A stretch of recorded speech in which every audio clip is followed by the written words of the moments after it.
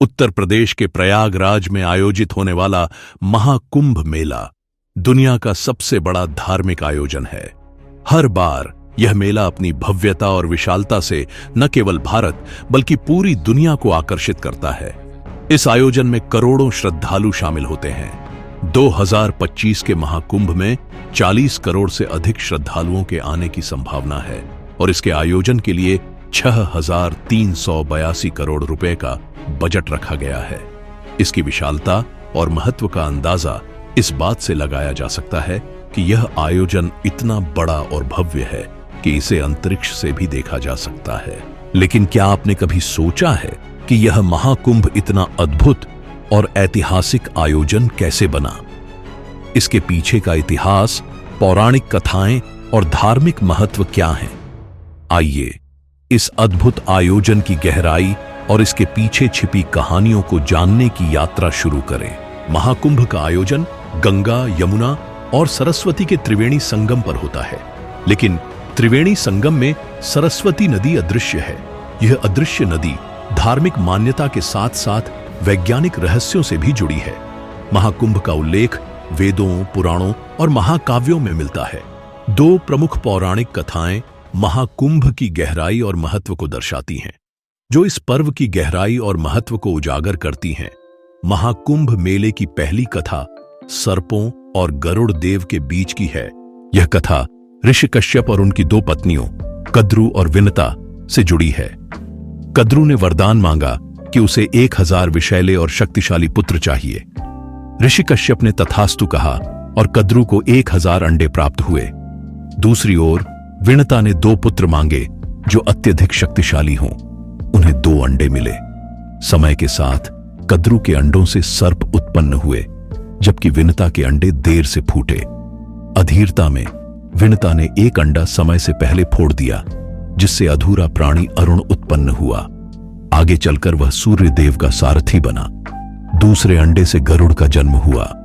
गरुड़ ने अपनी मां को कद्रू की दासी बनने से मुक्त कराने का संकल्प लिया।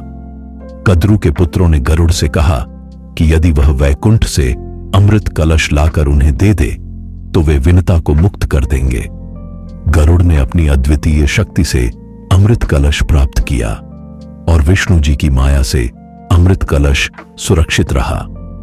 इस दौरान अमृत की कुछ बूंदें हरिद्वार, प्रयागराज, उज्जैन और नासिक में गिरीं। यही 4 स्थान कुंभ मेले के आयोजन के लिए पवित्र माने गए।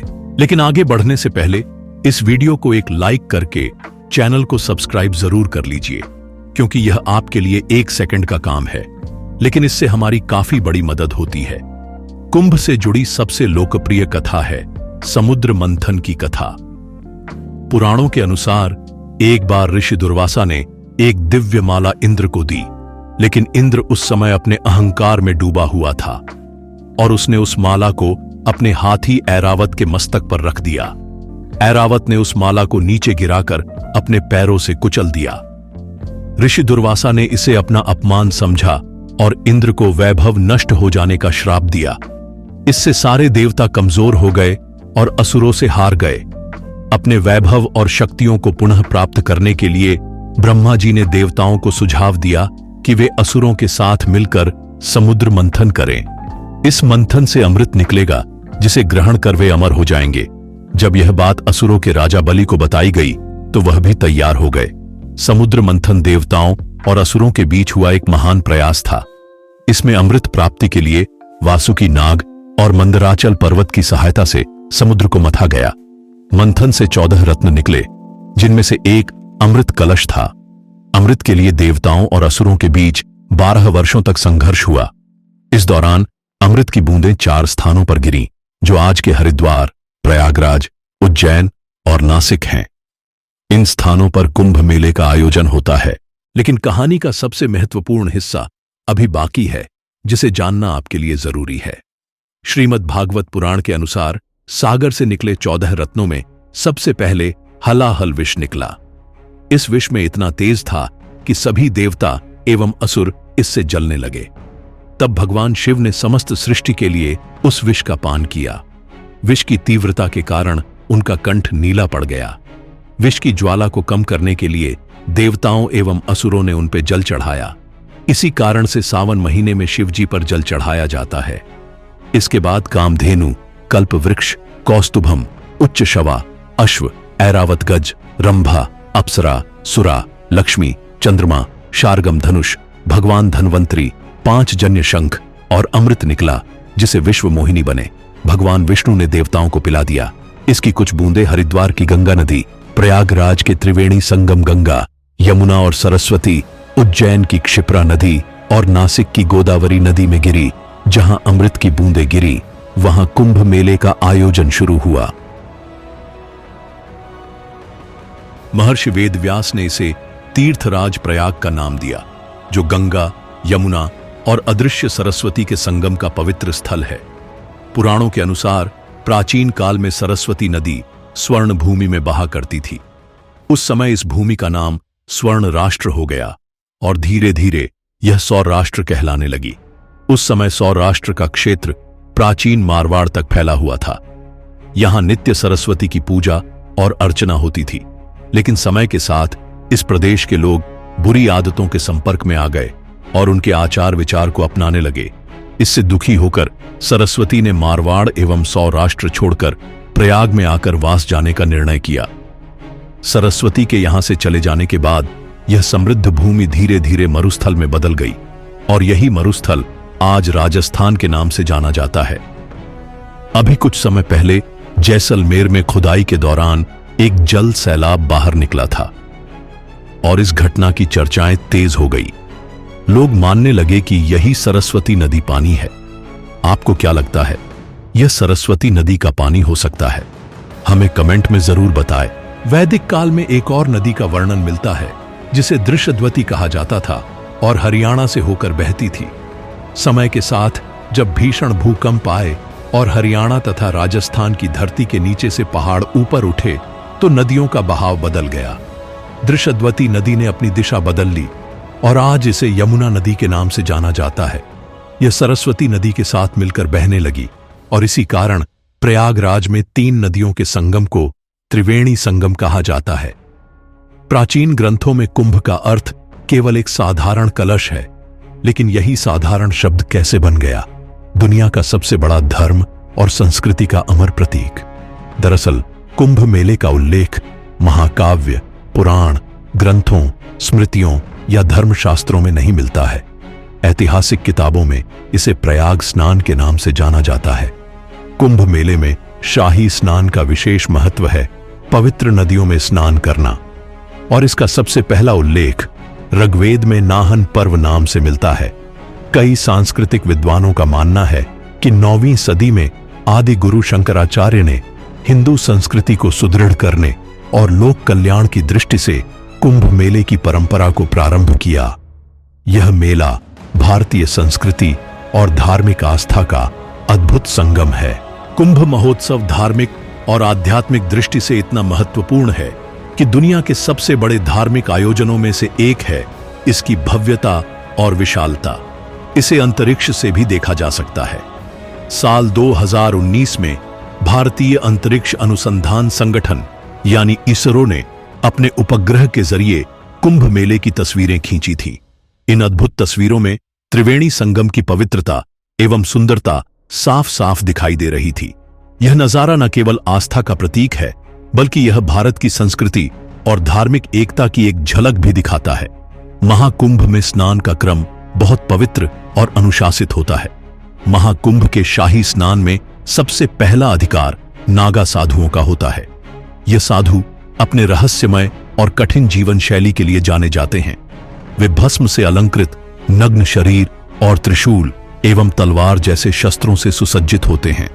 नागा साधु अपने जीवन का उद्देश्य मोक्ष प्राप्त करना मानते हैं।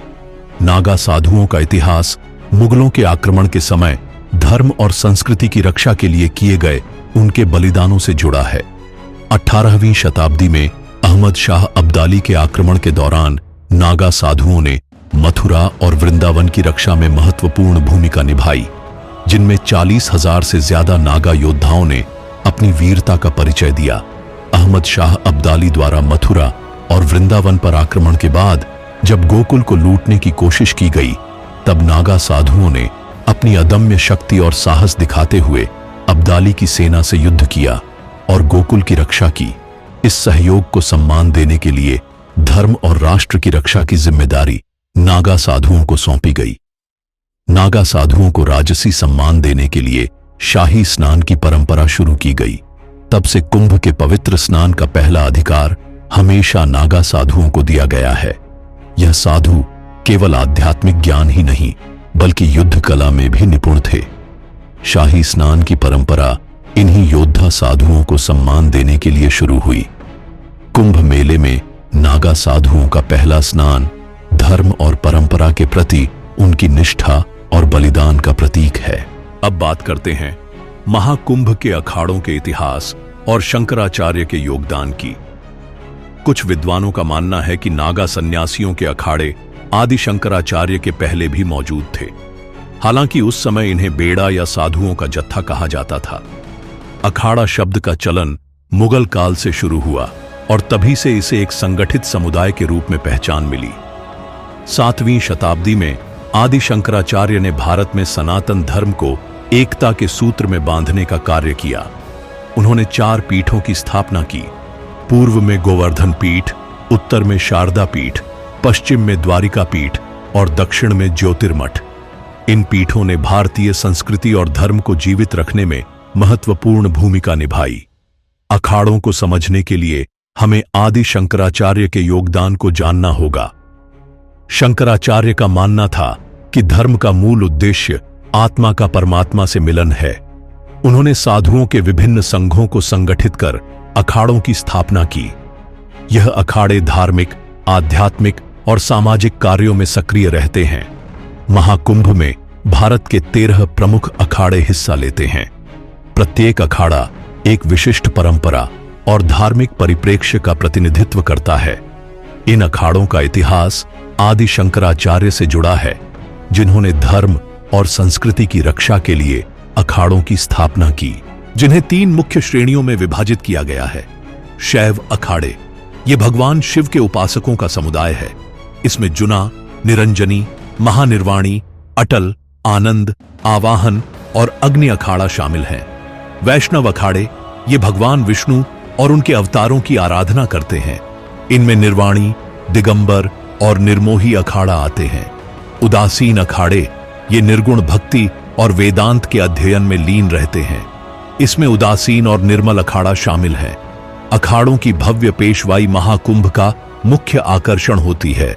इसमें आचार्य महामंडलेश्वर और महंत रथों पर सवार होते हैं, जबकि नागा साधु घोड़ों पर चलते हुए शक्ति और परंपरा का प्रदर्शन करते हैं। 2015 में पहली बार किन्नर समुदाय ने कुंभ में हिस्सा लिया और अब 2025 में लक्ष्मी नारायण अखाड़े के नेतृत्व में किन्नर समुदाय महाकुंभ का हिस्सा बनेगा। यह कदम महाकुंभ के आह्वान का प्रतीक है, समानता का संदेश जहां कोई भेदभाव नहीं होता। इस पहल का उद्देश्य उन किन्नरों को धर्म और समाज से जोड़ना है, जिन्हें अक्सर तिरस्कार भरी नजरों से देखा जाता है। महाकुंभ 2025 में अर्धनारीश्वर धाम के नाम से एक शिविर लगाया जाएगा, जो किन्नर समुदाय के लिए धार्मिक आस्था और सम्मान का केंद्र बनेगा। महाकुंभ, पूर्ण कुंभ, अर्धकुंभ और कुंभ, चारों का आयोजन ज्योतिषीय गणनाओं और खगोलीय स्थितियों के आधार पर होता है। महाकुंभ का आयोजन 144 वर्षों में एक बार प्रयागराज में होता है। 2025 में आयोजित होने वाला महाकुंभ 45 दिनों तक चलेगा। इस बार 40 करोड़ से अधिक श्रद्धालुओं के शामिल होने की संभावना है। उत्तर प्रदेश सरकार ने इसके लिए 5,435 करोड़ रुपए का बजट निर्धारित किया है। यह आयोजन न केवल धार्मिक दृष्टि से बल्कि आर्थिक और सांस्कृतिक दृष्टि से भी महत्वपूर्ण है। महाकुंभ भारतीय संस्कृति, अध्यात्म और परंपरा का अद्भुत संगम है।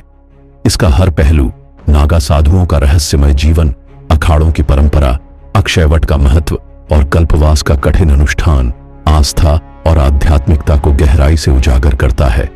महाकुंभ 2025 न केवल भारत बल्कि पूरे विश्व के लिए एक यादगार अनुभव होगा। अगर यह जानकारी आपके लिए उपयोगी रही हो तो इसे दूसरों के साथ शेयर करें और हमारे चैनल को सब्सक्राइब करें। अगले वीडियो में एक नई डॉक्यूमेंट्री के साथ। धन्यवाद।